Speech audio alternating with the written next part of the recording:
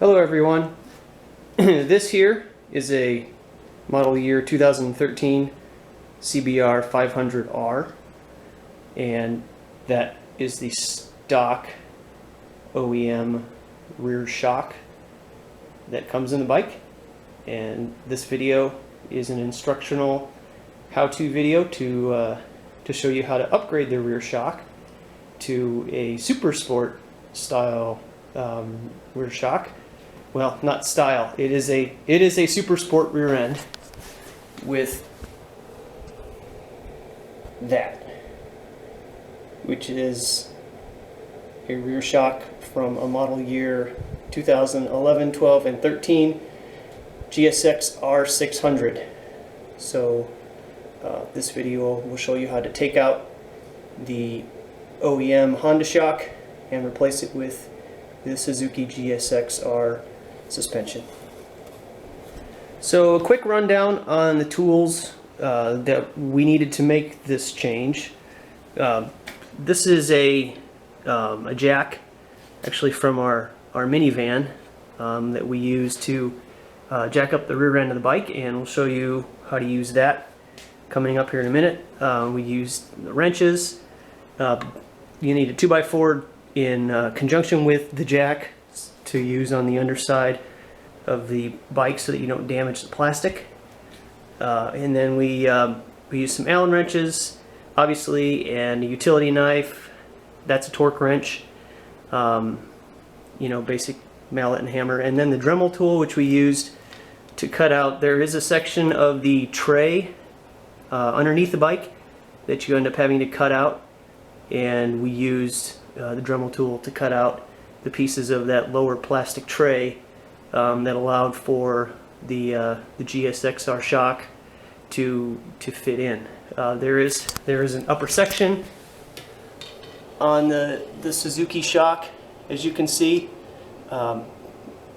This upper cylinder, I'm not quite sure what it does, I'm sorry, but that piece is not present on the Honda shock, and because of that, some of the upper tray has to go, but it does fit.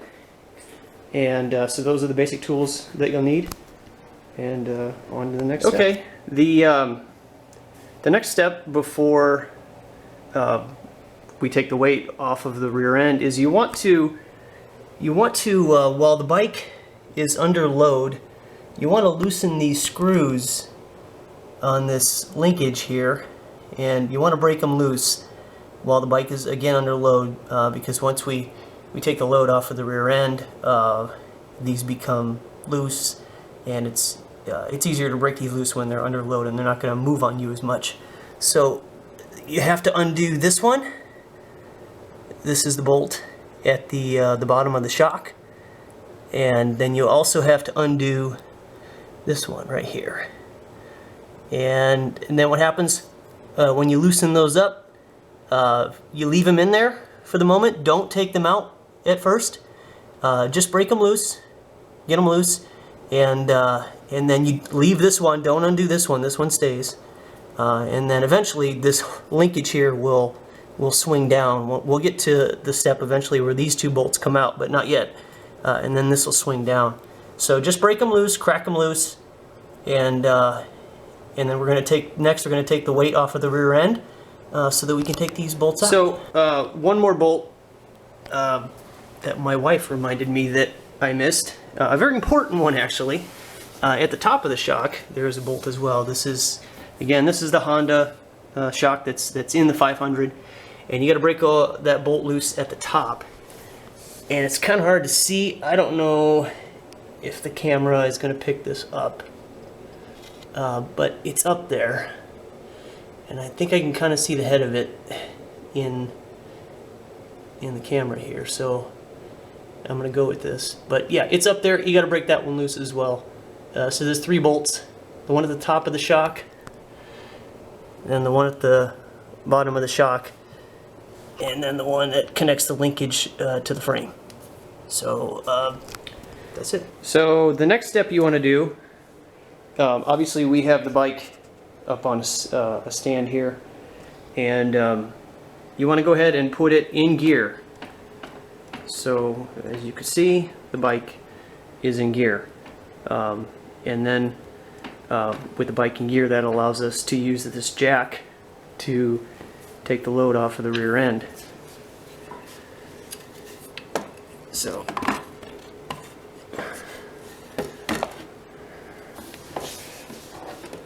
that's pretty much how we did it. We set it up just like this, and then you twist this up. We've got a kind of an Allen key in here because this thing doesn't have, and you twist this up until eventually they make contact and it starts to take the load off of the rear end. Sorry about that. Here we go. Okay. So you want to make sure that the 2x4 is, you know, set nice and flush up against the plastic, and then you use the jack here to make contact with the 2x4 and not with the bike, and you let the 2x4 be the mediator between your jack and the wheel. And then I'm just using my hands. Eventually you have to get an Allen wrench or something like that if you have one of these, and then you just keep turning it until you notice that the bolts on the linkage are loose, and then you take the bolts out, and we'll move on to the next step from there. Okay, so once you've got the jack in place and you got the load off of the rear and you have loosened the bolts down here, go ahead and take those bolts out. Again, the bolts I'm talking about, bear with me here as I get burned by my halogen lamp and my camera is going to melt. So that bolt, take it out, and then that bolt comes out as well, and then the linkage will swing down and the bottom of the shock will be free. And then what you do after that is you take that bolt out up at the top, and it's hard to see with the light and the angle, but there is a bolt up at the top, and you take that bolt out as well, and with those three bolts out, the two in the bottom and the one at the top, and the linkage swung out of the way, the rear shock should come right out. And then once you have taken the rear shock out, that guy, and you got it laying on the floor, then it's time to start removing the lower tray. There is a bunch of cutting that we had to do down here. There was a plastic tray under here. We fished, through it and couldn't find really anything important inside of it that couldn't be relocated. There are a couple wires that were running through there, and we just took those wires, and when we installed the new shock, we laid them up and over the top and out of the way. So it was pretty clear that we could take that tray out, and we did. And then once you do that, the Suzuki GSX-R shock fits right in here. So that's that. So what my wife is doing here is she's taking off the passenger seat in the back, and she's removing the bolts so that she can remove the driver's seat. And the reason for that is that the see, there it goes, and then this will come out. She'll take this piece off here in a second while I show you. There is kind of an easier way to get to the top of the shock. So it kind of sits in there like that. And a better way to get to that bolt on the top is actually through the side. You can get to the nut on the other side of this by removing the seat and then this side plastic panel, which she is doing right now.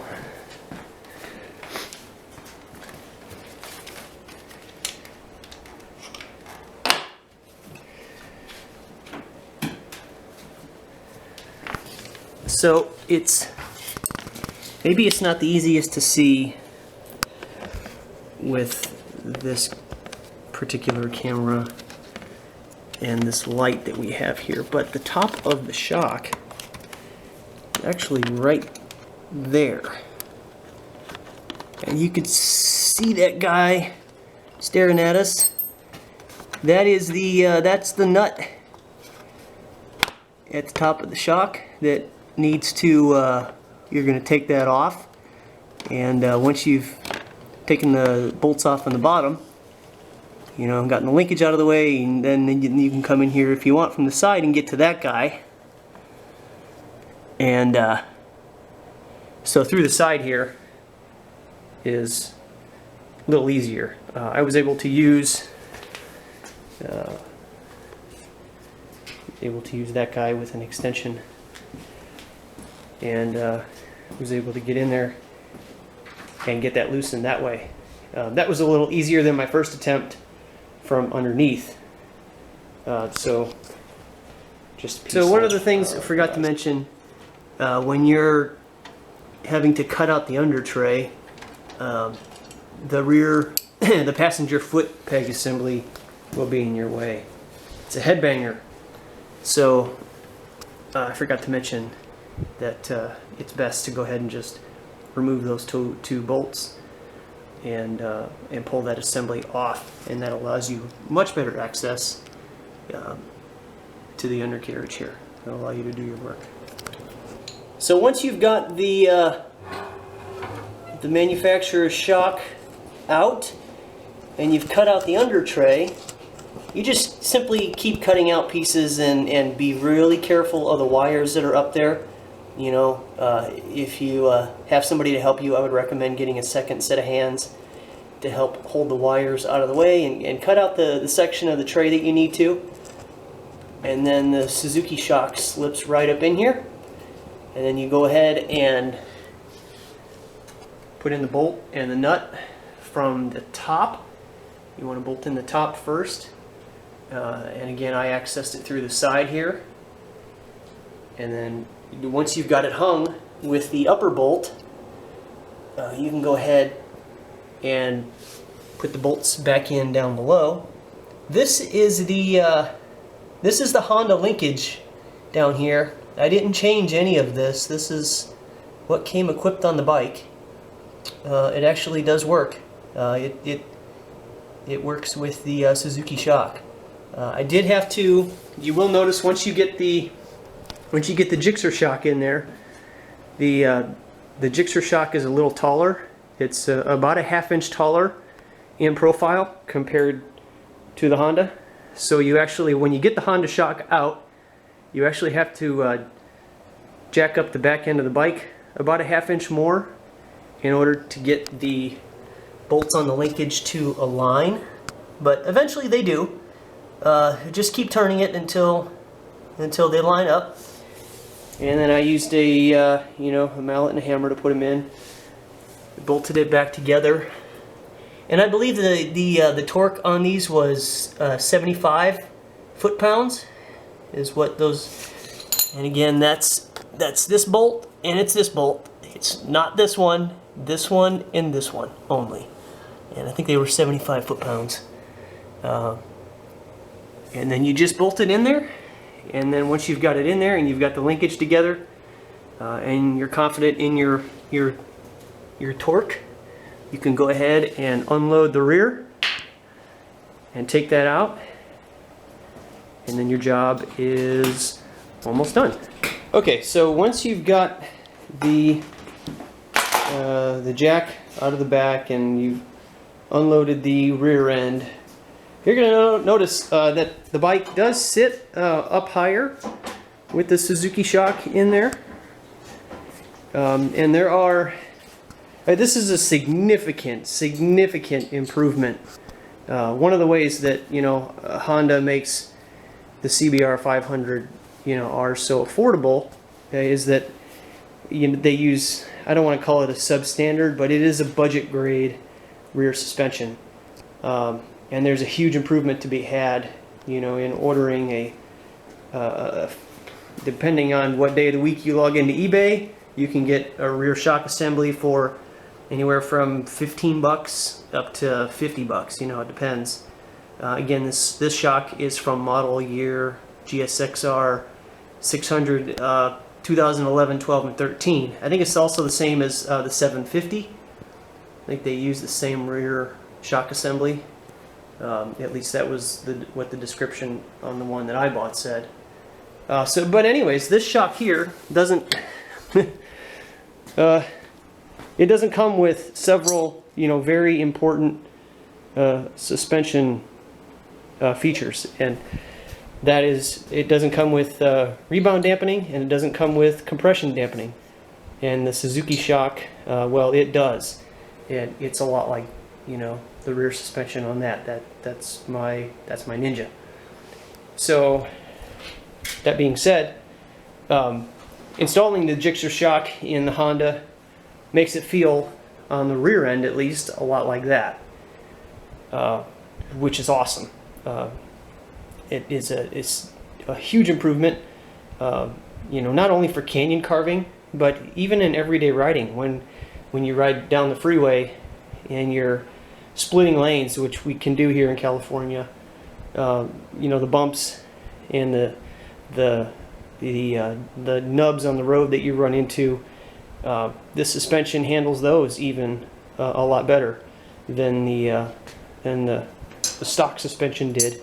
You'll notice that the constant kind of bouncing that the bike does with the stock suspension is gone. It rides along a lot like a Super Sport, where because it's got rebound dampening and compression dampening. Yeah, you're gonna feel the bumps, but with the original suspension, you hit a bump and then it just keeps doing this, and you ride down the freeway and you could that gets annoying. So you won't feel that anymore. You hit a bump, boom, and it's over. And so these are the settings that we've set it to, and we've been testing this around town and up and down Angeles Crest. So on the preload, we've got 10 millimeters of thread showing. On the rebound, we've got 2.5 turns out, and on the compression dampening, 1.75 turns out. And so the way I set those was, I just went ahead and turned them all the way in, and then backed them out these settings. I got these settings from sportrider.com and kind of tweaked them from there, up and down, and then ended up at the end of the day deciding that these kind of feel the best.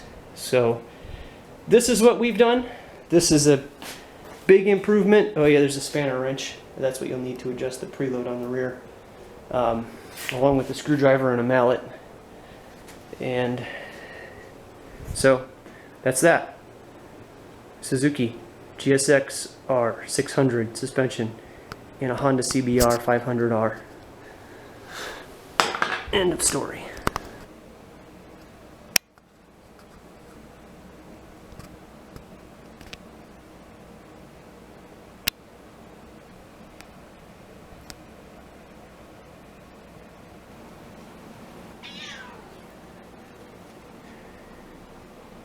No, kitty!